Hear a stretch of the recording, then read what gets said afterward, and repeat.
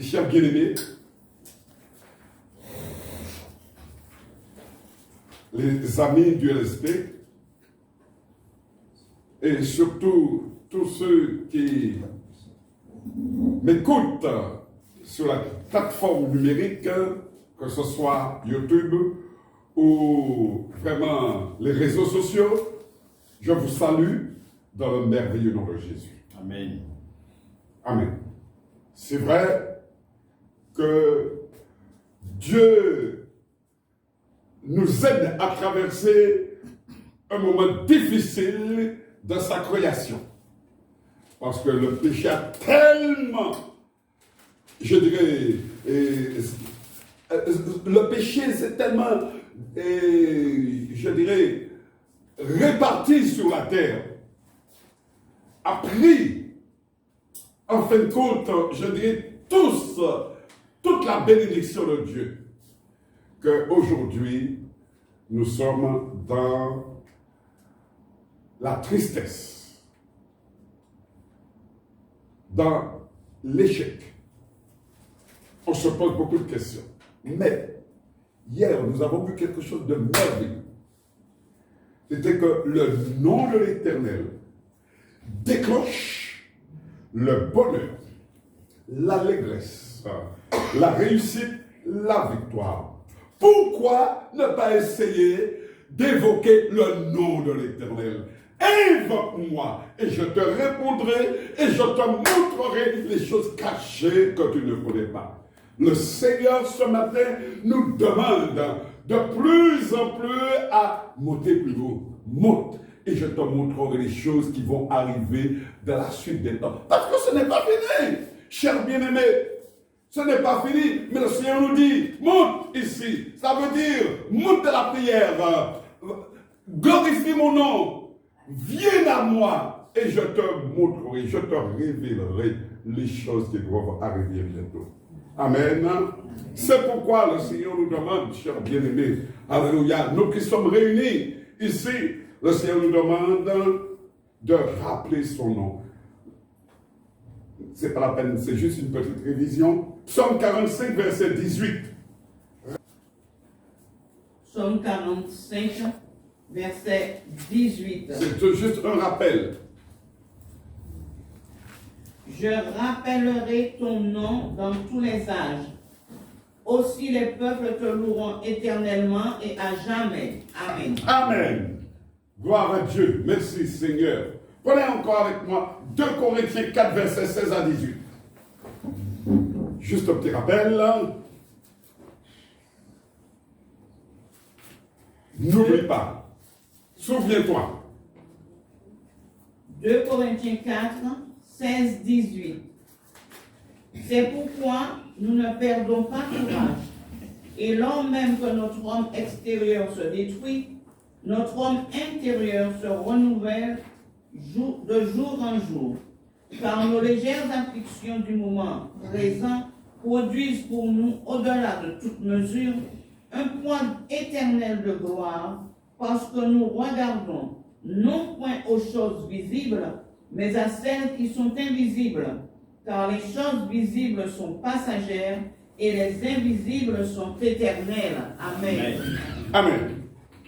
Donc, chers bien-aimés, nous continuons vraiment notre, je dirais, toute cette étude, cette connaissance, alléluia, car le Seigneur dit, vous apprendrez de moi. Vous voulez de la joie, vous voulez de la réussite, vous voulez, mes bien-aimés, la victoire, vous voulez vraiment vous tenir en face de l'adversaire, parce qu'aujourd'hui, alléluia, il faut se tenir en face de l'adversaire.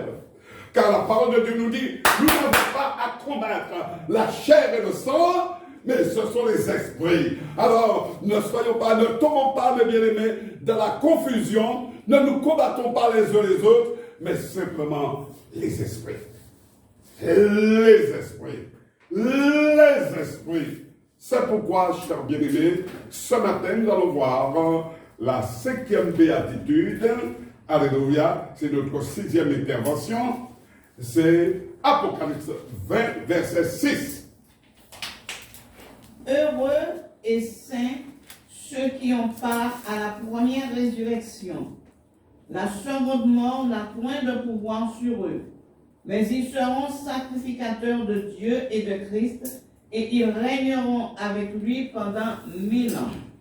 Ce simple verset, mes bien-aimés, et nous donne toute une, je dirais, toute une connaissance de tout ce qui va se passer, même au-delà de notre mort. C'est pourquoi soyez vraiment attentifs, parce que l'apôtre Jean, sur l'île de Patmos, n'a pas reçu quelque chose pour le temps présent, mais il l'a reçu pour le temps futur. Alléluia. Donc, il y a deux leçons à tirer, ce que nous vivons sur cette terre et ce que nous vivrons après cela. Alléluia. Donc, chers bien-aimés, le bonheur, parce qu'il s'agit de béatitude, le bonheur, c'est-à-dire heureux, lorsqu'on parle heureux, on parle de la victoire, on parle de la joie, on parle de la réussite, on parle de la récompense. Tout cela, le bonheur, ce bonheur-là, va au-delà de notre service sur la terre. C'est-à-dire que lorsque nous allons mourir, les morts en Christ vont être ressuscités, que nous serons dans la présence de Dieu, nous allons vivre cela en plénitude. Amen. C'est pourquoi je dis une chose, chers bien-aimés, nous qui vivons les dernières heures avant l'arrivée de Christ, faisons attention à notre manière de vivre. Amen. C'est pourquoi Jésus lui-même nous dit dans Jean 15, verset 19. Jean 15, verset 19. Jean 15, 19. Si vous étiez du monde, le monde aimerait ce qui est à lui, et que je vous ai choisi du milieu du monde, à cause de cela, le monde vous hait. Amen. Amen. Et c'est dans ce monde-là, mes bien-aimés, que nous devons préparer le futur, la vie éternelle. Alléluia. Quelle épreuve, quel défi, et nous devons réussir, chers bien-aimés. Cela est possible. Amen. Parce que le fait que vous soyez là, ensemble, cette convocation, le fait que vous entendiez la parole de Dieu, le fait que vous voulez mettre en pratique la parole de Dieu, eh bien, c'est déjà l'échec du royaume de Satan. Amen. Chaque mouvement que nous faisons, eh bien aimé, Satan est par terre. Amen. Satan est dévoilé. Amen. Alléluia. Apocalypse 2, verset 13.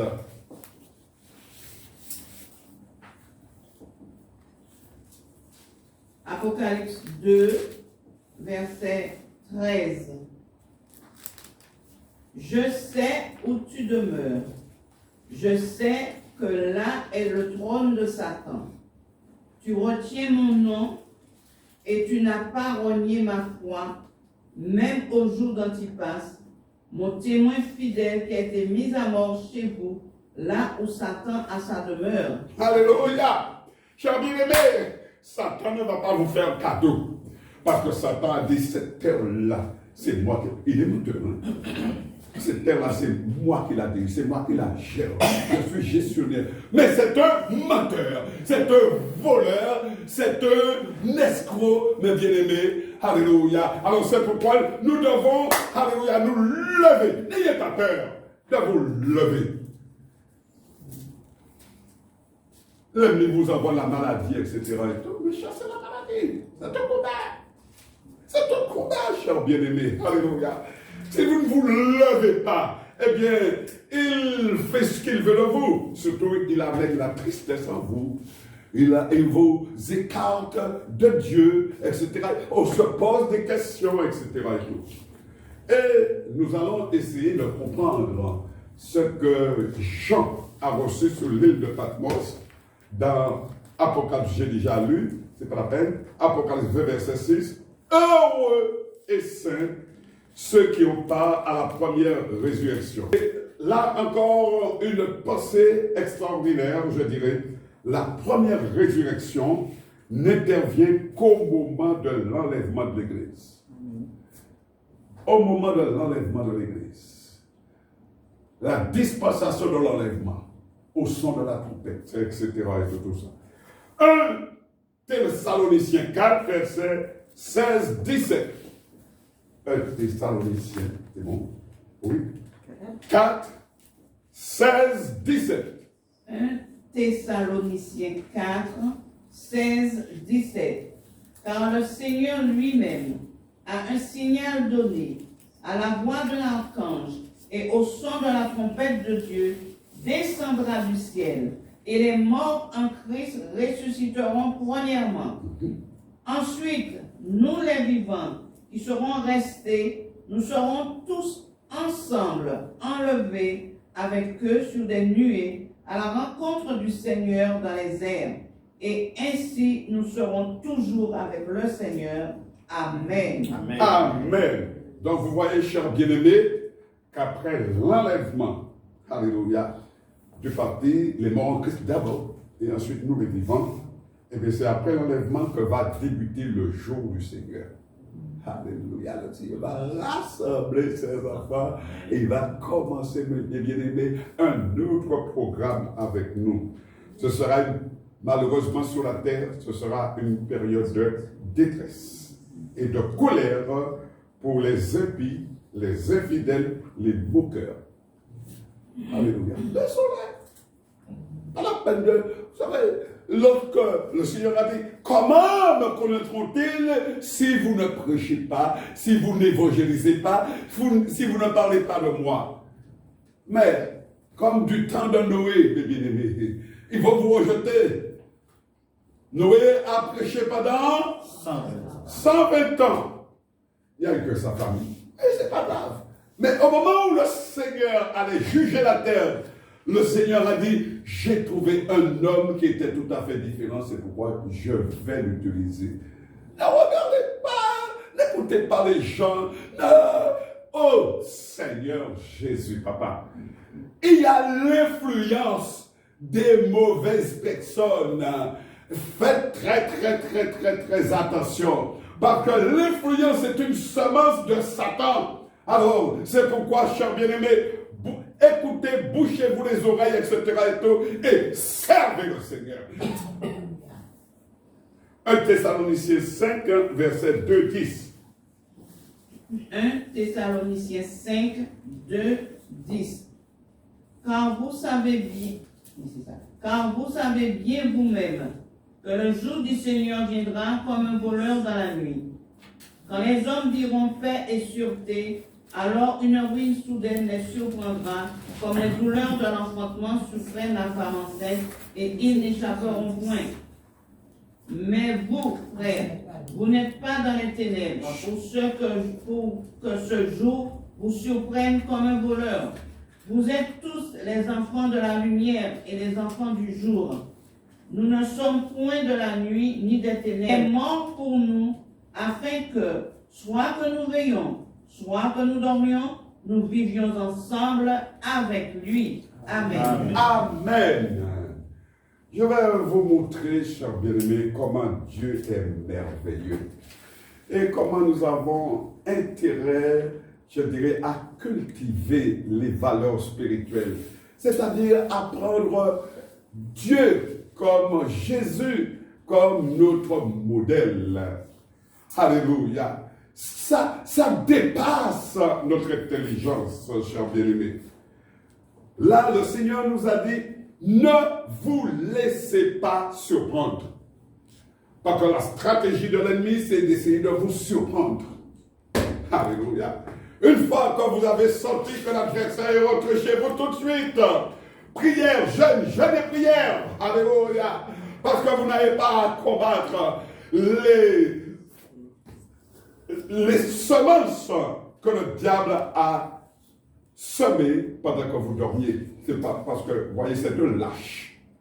Pendant que vous dormez, eh bien, il vient, il sème l'ivraie. Alléluia. L'ivraie, ce sont les pensées. Les pensées. Rejetez les pensées qui ne vous conduisent pas à Dieu.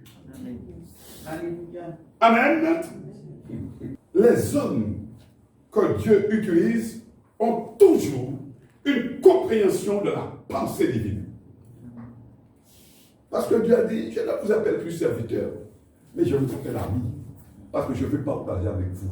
Ce qu'il y a dans mon cœur, je veux vous le faire partager. Un ami, mes bien-aimés, il connaît tout. Amen. Amen. Amen. Alléluia. Les hommes que Dieu utilise ont toujours une compréhension de la pensée. Alléluia.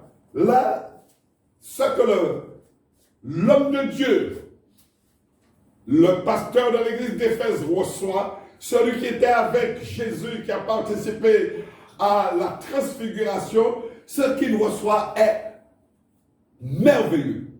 Ce n'est pas l'intellect, c'est l'esprit. C'est pourquoi le dernier chant est vraiment très significatif. Le corps, c'est le temple du Saint-Esprit. Le temple. Et c'est de sa vieillesse, il va commencer à recevoir. Sur l'île de Patmos, il va recevoir, il va recevoir, il va recevoir. Alléluia. Chers bien-aimés, ce terme, la première résurrection, ce terme concerne la résurrection de Christ et tout le peuple de Dieu. Les Écritures enseignent clairement qu'il y aura deux résurrections. Celle des croyants pour la vie éternelle et celle des hommes ayant rejeté Jésus comme leur sauveur. Donc déjà, nous pouvons nous tester de quel côté sommes-nous. Est-ce que, moi ce que je voudrais vous dire, chers bien-aimés, alléluia, intensifiez, je dirais, votre action.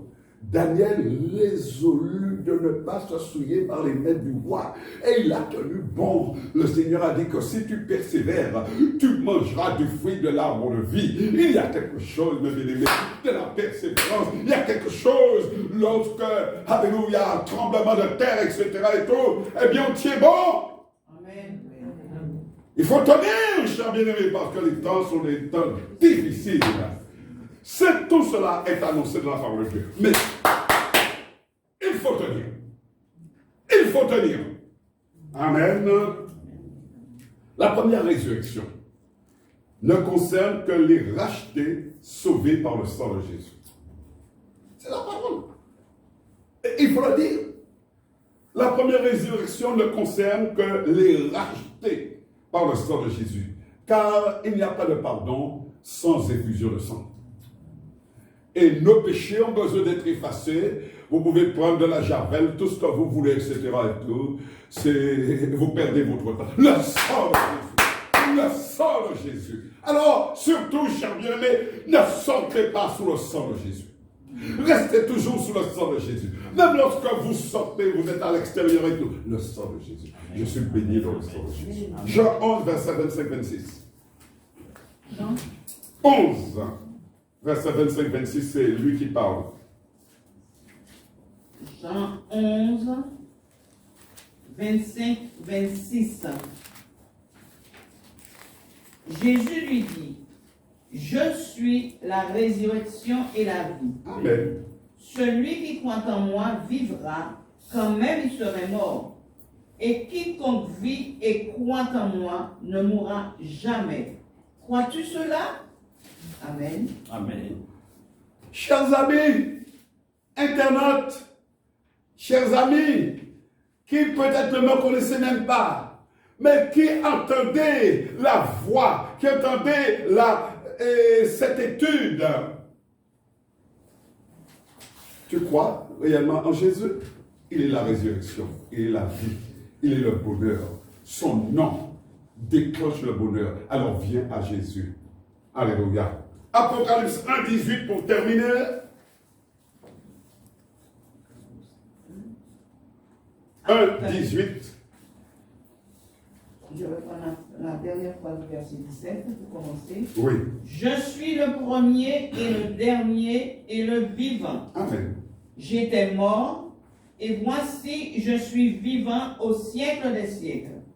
Je tiens les clés de la mort et du séjour des morts. Amen. Amen. Amen. Alors, chers bien-aimés, je crois que tout est dit, l'essentiel est dit. Hein? Heureux et saints ceux qui ont part à la première résurrection. Donc, il y a quelque chose de merveilleux qui nous attend. Donc, c'est maintenant qu'on le prépare. Alors, chers bien-aimés, Dieu établit un contrat avec les volontaires, ceux qui veulent vraiment faire partie de cette église, de son peuple qu'il va rassembler. Et c'est pas loin, ça arrive tout de suite. Hein. Croyez-le. C'est pourquoi l'ennemi, notre adversaire, c'est même pas la peine de prononcer son nom, parce que lorsqu'on prononce son nom, il est par terre. Et je pourrais dire simplement une chose. Alléluia. Tous ceux qui combattent les enfants de Dieu, eh bien, ils seront vraiment par terre. Et Dieu les jugera. Ils feront toutes sortes de méchancetés. Ils mentiront sur vous. Ils vous feront toutes sortes de méchancetés. Mais, croyez que Dieu va exercer son jugement. Amen. Alors c'est pourquoi, chers bien-aimés, je termine en vous disant ceci. Vous avez si bien commencé. Si bien commencé. Ne lâchez pas la main de Dieu. Veillez et priez. Car Satan rôde autour de vous comme un lion rugissant, cherchant à vous dévorer. Mais le Seigneur vous dit une chose. Alléluia. Le diable a réussi à nous éjecter dans la présence de Dieu. Mais aujourd'hui, il y a un temps qui arrive, le temps du bonheur, le temps de l'allégresse, le temps de la joie, le temps de la fête, que nous allons célébrer tout à l'heure. Apocalypse 3, 21. Oh! Apocalypse 3. 21. Apocalypse 3, verset 21. Celui qui vaincra, je le ferai asseoir avec moi sur mon trône. Comme moi, j'ai vaincu et me suis assis avec mon Père sur son trône. Amen. Quelle récompense! La persévérance, la fidélité et surtout ne jamais refuser le combat spirituel. Ne vous laissez pas écraser par l'ennemi. Mais louez Dieu, louez Dieu, louez Dieu. Élevez Jésus et vous serez attirés. Que Dieu vous garde et que Dieu vous bénisse. Amen.